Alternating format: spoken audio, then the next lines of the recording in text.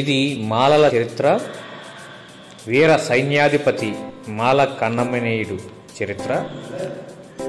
సర్వ సైన్యాధిపతి అయినటువంటి పలనాడు యుద్ధంలో మన మాల కన్నమనేయుడు సాధించినటువంటి చరిత్ర. చూడండి మిత్రులారా, ఈ రోజు నుంచి జాతర జరుగుతుంది. ఆ జాతరలో విషయాలు విశిష్టతను మీకు తెలియజేద్దామని ముందుకొచ్చాను.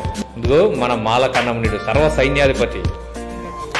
పల్నాటి యుద్ధంలో మాల కన్నమనేయుడు బ్రహ్మనాయుడు గారి వాడినటువంటి ఆయుధాలు.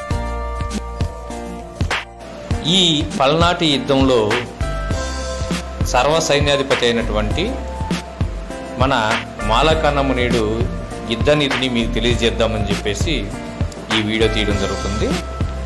ఇదిగో చూడండి మిత్రులారా, దీంట్లో ఆ కత్తులు, ఆ భల్యాలు, ఆ ఈటె, ఆ బాణాలు, అదిగో మాల కన్నమనేయుడి యొక్క కత్తి, అదిగో అది మాల కన్నమనేయుడి యొక్క కత్తి, ఇది బ్రహ్మనాయుడు గారి యొక్క ఆయుధం, ఇవి అది మాల కన్నమనేయుడి యొక్క కత్తి.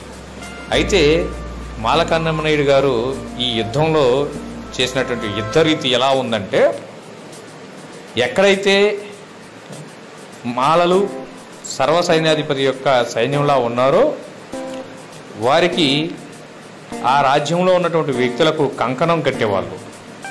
కంకణం కట్టి ఎవరైతే ఉన్నారో ఆ యుద్ధం జరిగే సమయానికి ఆ మాలలు ఎక్కడున్నా కానీ కంకణం కట్టుకొని కత్తి సాము తెలిసినటువంటి మాలలు మొత్తం చోటకు వచ్చి ఆ యుద్ధంలో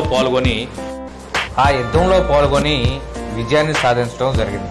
అలా యుద్ధంలో పాల్గొన్నటువంటి ఆ పూర్వీకులు నెక్స్ట్ తరాలకు చెప్పినటువంటి విషయం ఏమిటంటే, ప్రతి సంవత్సరం జరిగే ఈ విజయోత్సవ జాతరలో మీ పూర్వీకులైన మేము ఇచ్చిన ఆయుధాలను తీసుకుని వచ్చి నాగులేరులో శుద్ధిపరిచి ఇక్కడ ఆయుధ పూజ చేయించుకోండి అని చెప్పేసి జరుగుతున్నటువంటి జాతరలో చేయండి అని చెప్పారు. అలానే ప్రతి సంవత్సరం జరిగే ఈ జాతర, అందుకే ఈ ఆయుధ పూజ ఇక్కడ జరుగుతుంది.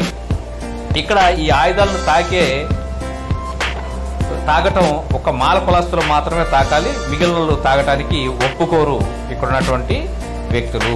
మాలలు కులానికి సంబంధించిన వ్యక్తులు మాత్రమే ఈ ఆయుధాలు తాకాలి, ఈ ఆయుధాలు పట్టుకోవాలి అని చెప్పేసి ఇక్కడ ఒక రీతి ఉంది. అందుకే నేను మాల కులానికి సంబంధించినటువంటి వ్యక్తిని కాబట్టే ఈ ఆయుధాలను పట్టుకొనిచ్చారు. మేము పూర్వీకులము, మా పూర్వీకులు మాలలు, ఇది మా చరిత్ర అని చెప్పేసి చెప్పుకోవటానికి ఈ పల్నాడు యుద్ధంలో జరిగినటువంటి యుద్ధ రీతే మా మాలల యుద్ధ రీతిగా మీకు తెలియజేస్తాను.